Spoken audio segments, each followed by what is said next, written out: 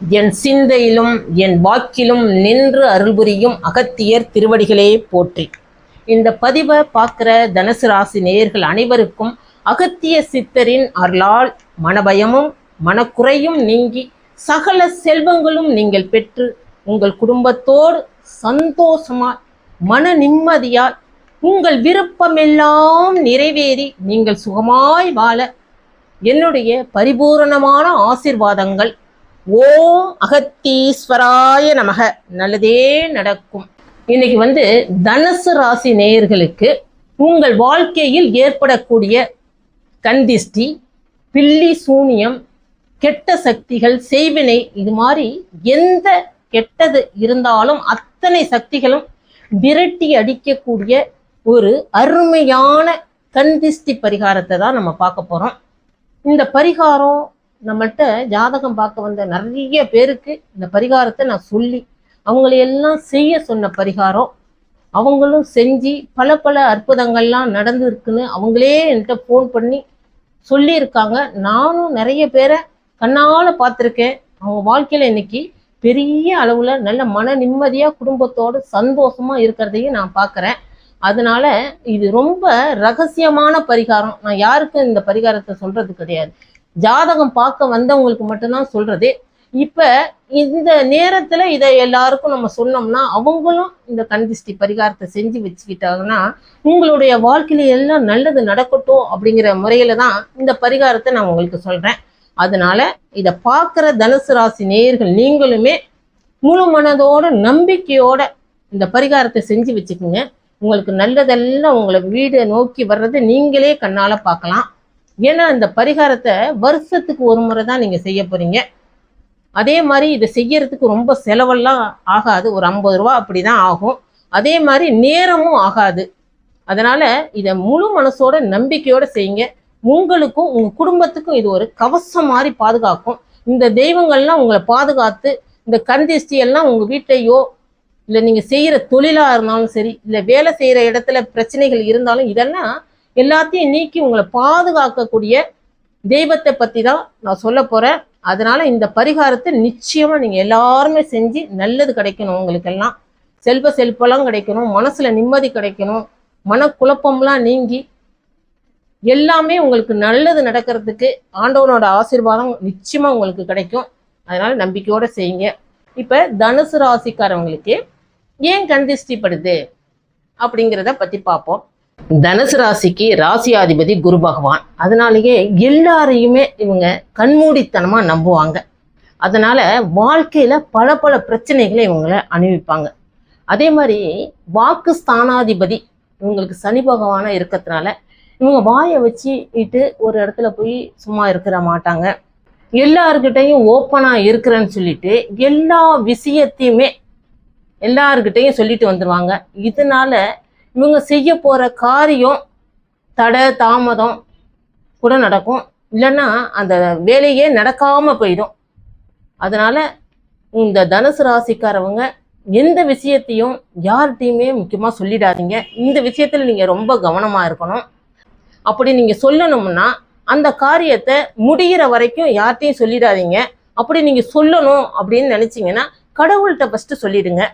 அந்த காரியம் முடிஞ்சதுக்கப்புறம் அந்த தொழில், இப்போ ஒரு தொழில் செய்தீங்கன்னா அது வளர்ச்சி அடைஞ்சதுக்கப்புறம் அடுத்தவங்கள்ட்ட சொல்லுங்க. அதனால எந்த பிரச்சனையும் வராது. இதுதாங்க கந்திஷ்டி. தனுசு ராசிக்காரவங்களுக்கு இப்படி தான் கந்திஷ்டி வரும். கந்திஷ்டிலேருந்து நம்ம எப்படி வெளியில் வரலாம் அப்படிங்கிறதுக்கான பரிகாரத்தை தான் நான் சொல்ல போகிறேன். இந்த பரிகாரத்தை அமாவாசை அன்னைக்கு தான் நீங்கள் செய்யணும். அதுக்கு வேண்டிய பொருள், ஒரு பிடிச்சபடி நெல் வாங்கிக்கிங்க, ஒரு பிடிச்சபடி நெல் பொரி வாங்கிக்கிங்க, ஒரு பிடிச்சபடி வெண்கடுகு வாங்கிக்கிங்க, ஒரு வெள்ளை துணி ஒன்று எடுத்துக்கங்க. அவ்வளவுதான் இதுக்கு வேண்டிய பொருள்.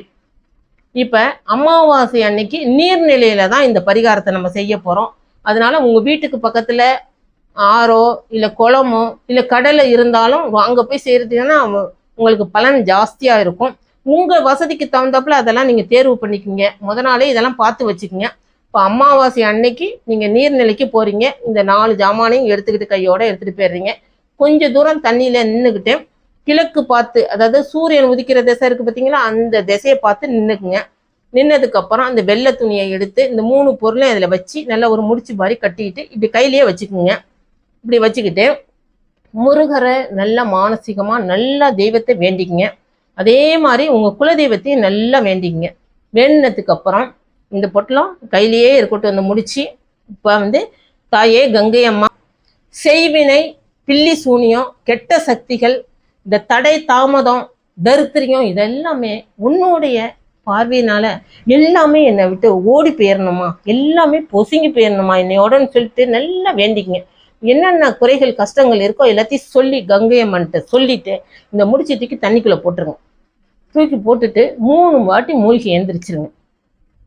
இப்போ தண்ணிக்குள்ளே என்னால் மூழ்கி எழுந்திரிக்க முடியாதுன்னு சொல்கிறவங்க கொஞ்சோண்டு தண்ணி எடுத்துக்கிட்டு செய்வினை, போக்குவரத்து, பில்லி சூன்யம், இது மாதிரி கெட்ட சக்தியெல்லாம் என்னை விட்டு ஓடி போயிடணும், தடை தாமதம் தரித்திரியம்லாம் ஓடிடணுமான்னு கங்கை அம்மனை நினச்சி தலையில் தெளிச்சுங்க. இது மாதிரி 3 வாட்டி செஞ்சிருங்க. செஞ்சுட்டு நேராக முருகன் கோயிலுக்கு போயிருங்க. வேறு எங்கேயும் போக வேண்டாம். முருகன் கோயிலுக்கு போய் நல்ல முருகனை மானசீகமாக நல்ல மனசார நல்லா வேண்டிக்கிங்க. வேண்டிக்கிட்டு, முருகா, இன்னையிலேருந்து என் குடும்பத்தில் மன நிம்மதியும், மனதில் சந்தோஷமும், குடும்பத்தில் நிம்மதியும், செல்வ செழிப்பும், சுபகாரியெல்லாம் எங்களுக்கு நல்லபடியாக நடக்கணும், எங்கள் வீட்டை நோக்கி நல்ல சுபகாரிய செய்தியெல்லாம் கிடைக்கணும், தொழிலில் நல்ல வளர்ச்சி கிடைக்கணும், நான் வேலை செய்கிற இடத்துல எனக்கு ப்ரமோஷன் கிடைக்கணும், நல்ல சம்பளம் கிடைக்கணும், நான் எல்லாரோடையும் நல்லா மகிழ்ச்சியாக சந்தோஷமாக வாழணும், எனக்கு மன நிம்மதியெல்லாம் கொடுக்கணும் அப்படின்னு முருகன்கிட்ட நல்லா கோரிக்கையை வச்சு வேண்டிக்குங்க. வேண்டிக்கிட்டு நேராக வீட்டுக்கு வந்துடுங்க. அவ்வளோதான். இந்த அமாவாசைக்கு செய்கிறவங்க அடுத்த வருஷம் அமாவாசைக்கு எந்த அமாவாசையோ உங்களுக்கு எது நேரம் கிடைக்குதோ அதுக்கு அந்த நாளில் இதே மாதிரி பரிகாரத்தை செஞ்சிருங்க. இப்போ ஒரு வாட்டி நீங்கள் பரிகாரம் செஞ்சோடனே உங்கள் குடும்பத்தில் கந்திஷ்டி, இந்த கெட்ட சக்தியெல்லாம் விலகிறத உங்கள் கண்ணாலே நீங்கள் பார்க்கலாம். இந்த பரிகாரத்தை வருஷம் வருஷம் நீங்கள் அமாவாசை அன்னைக்கு செஞ்சுட்டு உங்கள் குடும்பத்தையும் உங்களையும் நல்லா பாதுகாப்பாக வச்சுக்கோங்க. இது செய்கிறதுக்கு அப்புறம் உங்களுக்கு நல்லதெல்லாம் நடக்கிறத நீங்கள் கண்ணால் பார்ப்பீங்க. நம்ம கமெண்ட் பாக்ஸில் பதிவு செய்யுங்க. அதே மாதிரி இந்த பதிவு உங்களுக்கு பிடிச்சிருந்தா உங்கள் நண்பர்கள், உறவினர்கள் உங்களுக்கெல்லாம் அனுப்பி விடுங்க. அவங்களும் செய்யட்டும். அவங்க செய்யும்போது புண்ணியம் அவங்களுக்கும் கிடைக்கும், உங்களுக்கும் நல்லது நடக்கும்.